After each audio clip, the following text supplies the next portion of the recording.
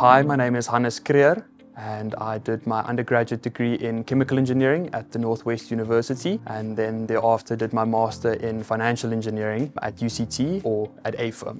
My role currently at RMB is within the broader technical and advisory risk team, the counterparty credit risk team. So we look after the CCR exposure, the counterparty credit risk exposure, and to ensure that we are adequately capitalized for those exposures. So it entails calculations of risk-weighted assets and then also to do the pre-trade checks to get risk factors for the traders before they can execute the trades. So the transition from chemical engineering to a quantitative finance degree or role was definitely not on the cards for me a few years ago. I really had a good time studying it throughout my chemical engineering undergraduate journey.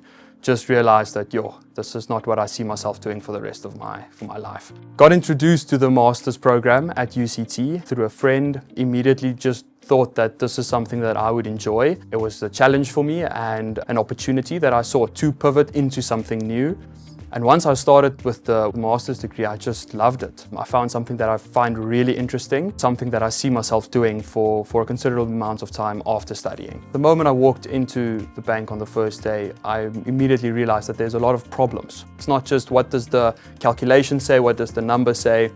It's about how do we implement this practically. That practical problem-solving approach, something that definitely spilled over into my degree last year, but also into the role that I am in now. The typical day is not the same every single day. It's a variety of dealing with the risk factor requests that we receive from the structuring desk, the salespeople, the traders, and handle those to sort of get the detail of the trade to ensure that you do the simulation for the risk factor correctly. We have our monthly reporting that we have to submit to show that we are adequately capitalized. And then also two things that I would say was surprising to me from a grad perspective is the amount of responsibility that you get from a very early stage on. So you get quite a lot of responsibility not from day one, but as soon as they start getting the hang of things, then you get quite a big chunk of responsibility. Another thing is just how friendly the people are. I mean, you have in your head this idea of banking and it's a cutthroat environment, and yeah, sure it is. But people are also very friendly, very willing to help. A lot of the senior people, they never mind taking some time out of their day to sit down with you, have a conversation about something that you're struggling with, or just a general question that you have about how the bank works. You're keeping up with changes within the field. I would say the morning markets meeting that we have on Mondays, Wednesdays and Friday mornings definitely help a lot. That's where the research team gives a recap and a view of what is going to happen within the weeks to come and what has happened already. But then also following places like Forbes, Bloomberg Business on social media. A lot of people told me that the transition from work or from university to work is going to be really difficult. And in some aspects it has been, but in other aspects, also not really. The master's degree last year was really demanding. So you were used to working long hours in the day, studying until late at night. So I think that made the transition a bit easier.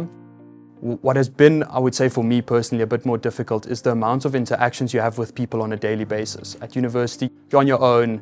You're studying, you're getting the things done, but now you have to liaise with people and you have to work with other groups of people. And that has been a bit difficult for me to make sure that you get all the information from all the other people in the room. A bit of advice that I would give myself is to definitely, from the very beginning at university, try and work as much as possible in groups. A master's degree in financial engineering definitely helps in a variety of ways. The one being building a connection with other people. If you walk on campus and you introduce yourself to someone, chances are that they also did either the MCOM or the MFE at a firm at UCT. So it's immediately a connection point between you and someone else and a conversation starter. But then also the degree is very practically focused. So it definitely helps in building a base, and then when you get into the working environment, you can just expand on that. I really enjoy running. I also enjoy photography, especially film photography, and then just the development of the film afterwards.